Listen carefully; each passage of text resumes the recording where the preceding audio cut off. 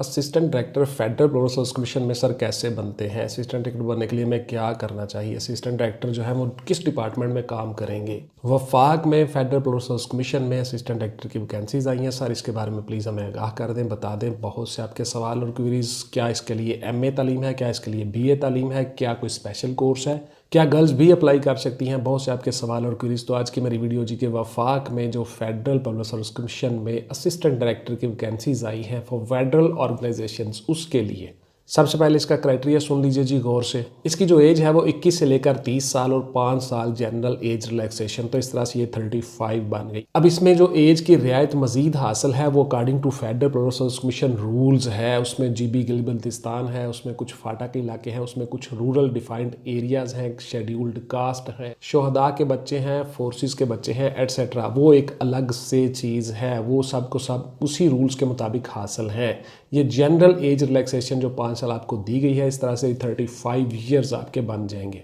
Male female दोनों apply कर सकते हैं और इसमें वफाक में ग्रेड 17 में आप असिस्टेंट डायरेक्टर तौर पे काम करते हो। डिपार्टमेंट्स बताता हूँ कहाँ कहाँ कैसे कैसे आपकी जॉब होती है। वीडियो को स्किप मत कीजिए, गौर से देखते रहिए। तो देखिए जी, आपकी जो तालीम है वो MA MSc इक्वलेंट है, यानी 16 साल आपकी तालीम है। सेकंड क्लास या सेकंड डिवीजन डिग्री आपकी होगी C ग्रेड तक। गौर से सुनने बाद में फिर आप कहते हो कि सर इसमें आपने फलानी बताया, तो वीडियो को गौर से देखा करें और पूरी देखा करें, स्किप मत किया करें। एक एक लाइन में आपके लिए कुछ चीज़ें होती हैं। फेडरल पब्लिक सर्विस कमीशन की जॉब है जी, पूरे पाकिस्तान में कहीं भी आपकी पोस्टिंग हो सकती है और किसी भी डिपार्टमेंट में हो सकती है। डिपार्टमेंट कौन कौन से हैं गौर से सुन लीजिए।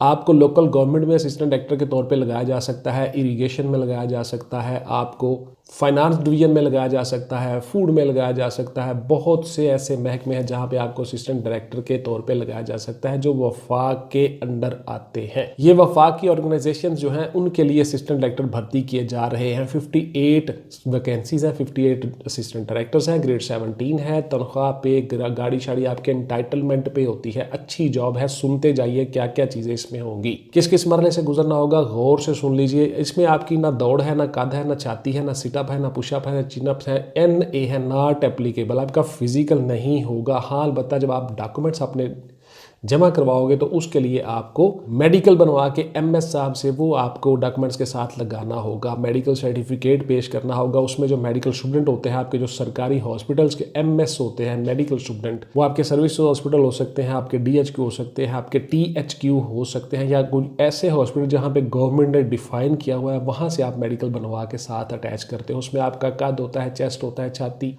CBC आपकी पाइल्स, उसके बाद फिर आपकी बवासीर, hepatitis A B C HIV, तमाम चीज़ें उसमें दर्ज होती हैं। वो 1 महीने के लिए वैलिड होता है जी। 1 महीने के लिए आप किसी भी जॉब के साथ उसको लगा देते हो। उसके बाद जब आप डिपार्टमेंट में आ जाते हो तो डिपार्टमेंट में अलग से आपका मेडिकल होता है और उस मेडिकल से फिर आपकी तनख्वाह और पे शुरू होती है, सीनियरिटी शुरू होती है और आपकी सर्विस जॉब का आगाज़ हो जाता है। वो एक अलग से मेडिकल है जी। इसी तरह से ड्यूल नेशनलिटी आपकी नहीं चलेगी जी, पाकिस्तानी नेशनल होना चाहिए। आपने तमाम डॉक्यूमेंट्स, असनाद, डिग्री साथ लगा के फेडरल पब्लिक सर्विस कमीशन में अप्लाई करना है। ऑनलाइन भी अप्लाई करना है और हार्ड कॉपीज़ की 3 सेट बना के अपने पास रख लेने हैं और उसको फाइल में लगा लेना है। जिस दिन आप जाओगे रिटर्न के लिए, क्वालिफाई करने के लिए, वहाँ पे साथ लेकर जाओगे। www.fpsc.gov.pk इस वेबसाइट पे जाके आप अप्लाई करोगे और उसी वेबसाइट से आप फॉर्म डाउनलोड करोगे, चालान फॉर्म मिलेगा आपको, वो सबमिट करवाओगे और सारी चीज़ें अकॉर्डिंगली डॉक्यूमेंट साथ अटैच करके आप उनको भिजवाओगे। इसमें जी मेल फीमेल और ट्रांसजेंडर तमाम लोग हिस्सा ले सकते हैं, गैर मुस्लिम भी इसमें हिस्सा ले सकते हैं। किस तरह से उन्होंने अप्लाई करना है मैं बहुत सी वीडियोस में बता चुका हूं जी। DCO ऑफिस से आपको एक सर्टिफिकेट मिलता है, उस सर्टिफिकेट को आप साथ अटैच करके इस तरह से आप अप्लाई करोगे। आप लोगों के लिए इस्लामिक स्टडीज़ के जो क्वेश्चंस होते हैं गौर से सुन ले। बहुत से बच्चों ने कमेंट्स में मुझसे पूछा था, इसलिए मैं ये चीज़ें बता रहा हूँ। आपके एथिक्स के सवाल आएंगे, अखलाकियात के सवाल आएंगे इस्लामिक स्टडीज़ की जगह।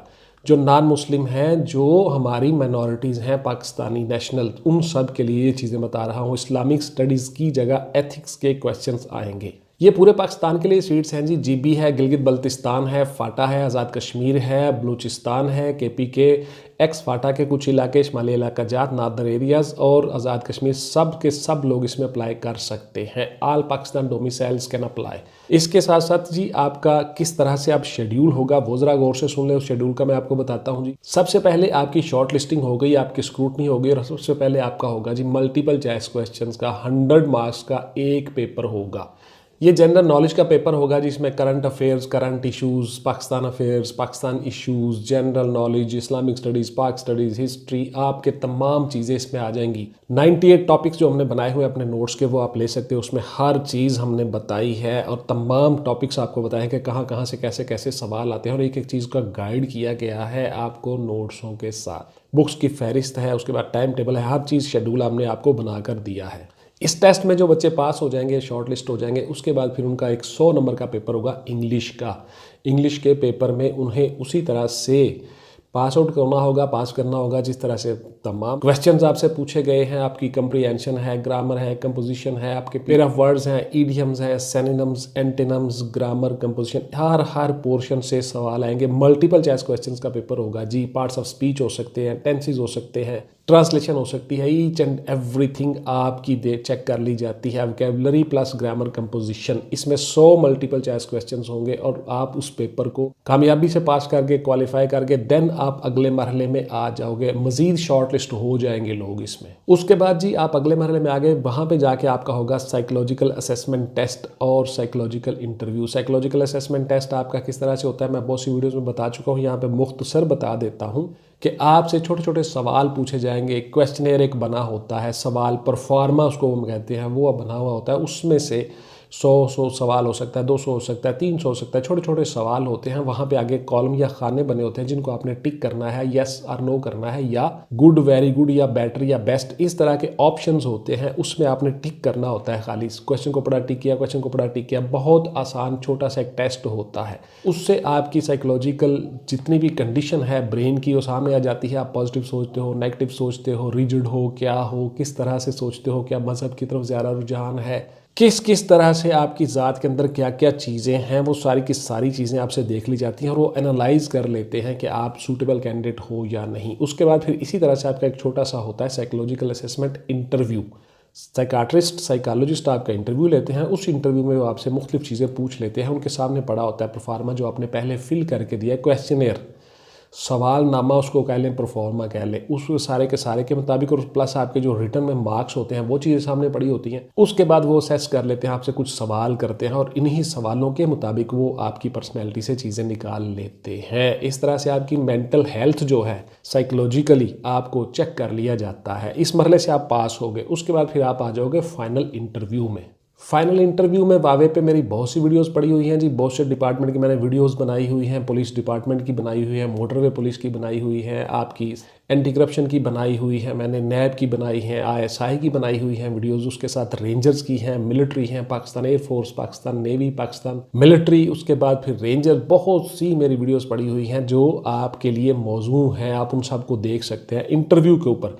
अच्छा जी, ये वीडियोस जो हैं वो किसी भी जॉब की हो, इंटरव्यू के मुतल्लक हो तो उसमें आलमोस्ट सेम पॉइंट होते हैं। हाँ, अलबत्ता एक वीडियो में कुछ चीज़ें मिस होती हैं वो दूसरी वीडियो में आ जाती हैं, इसलिए आप वो सारी वीडियोस देख लें। उन सब से आपको बहुत सी चीज़ें मिल जाएंगी। मैंने एक एक चीज़ डिफाइन की हुई है, अपने लिबास कौन सा पहनना है, अपने चेयर पे कैसे बैठना है, हाथों की पोजीशन क्या होनी चाहिए, आपको वापस कैसे आना है, कमरे में एंटर कैसे होना है, ईच एंड एवरीथिंग मैंने बताई हुई है उन वीडियोज़ में। How to get success in interview, बहुत सी मेरी वीडियोज़ पड़ी हुई है चैनल पर, आप वो देख सकते हैं। ड्यूल नेशनलिटी आपकी नहीं होगी जी, पाकिस्तानी नेशनल होंगे आप। ग्रेड 17 होगा। घर आपके एंटाइटलमेंट पे है, गाड़ी आपके एंटाइटलमेंट पे है और आपकी तनख्वाह पे अच्छी होती है। अप्रॉक्सीमेटली 60 से 70 हज़ार के करीब आपकी तनख्वाह शुरू होगी। अगर आपको घर वगैरह नहीं मिलता, गाड़ी नहीं मिलती, तो उसकी हाउस रेंट और हाउस रिक्विजिशन आपको मिल जाती है, आपको पे मिलती है, पैसे मिलते हैं, उसमें इन्हांस हो जाते हैं, बढ़ जाते हैं आपकी पे में पैसे।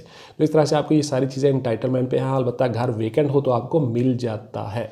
आपकी पोस्टिंग पूरे पाकिस्तान में कहीं भी हो सकती है, सिंध में हो सकती है, बलूचिस्तान में हो सकती है, GB गिलगित बल्तिस्तान, फाटा, पंजाब, कहीं भी आपकी पोस्टिंग हो सकती है, लेकिन अमूमन आपको डोमिसाइल के डिस्ट्रिक्ट्स में ही लगाया जाता है ताकि आप फैमिली की लुक आफ्टर भी कर लो और जॉब भी कर लो। पूरे पाकिस्तान के बेस्ड डोमिसाइल पे आप अप्लाई करोगे, यानी आप पूरे पाकिस्तान से कहीं से भी अप्लाई कर सकते हो। आपका डोमिसाइल सिंध का हो, बलूचिस्तान का हो, KPK का हो, फाटा का हो, GB गिलगित बल्तिस्तान का हो, शुमाली इलाकाजात, नॉर्दर्न एरियाज, पंजाब, किसी कहीं का भी हो, आपका डोमिसाइल चल जाएगा। वफाकी इदारा है, वफाक के अंडर आप काम करोगे और वफाक ही आपका टेस्ट लेगा। Under federal public service commission ये सारे के सारे टेस्ट होंगे। इस क्राइटेरिया से गुजार के आपको असिस्टेंट डायरेक्टर के तौर पे पोस्टिंग दी जाएगी ग्रेड 17 में गजेटेड ऑफिसर के तौर पे। तो ये थी जी मेरी आज की वीडियो कि आप असिस्टेंट डायरेक्टर कैसे बन सकते हो फेडरल पब्लिक सर्विस कमीशन के थ्रू से। इंशाल्लाह मिलते हैं किसी अगली वीडियो में। टिल देन टेक केयर, अल्लाह हाफिज़ एंड गुड बाय। पाकिस्तान जिंदाबाद।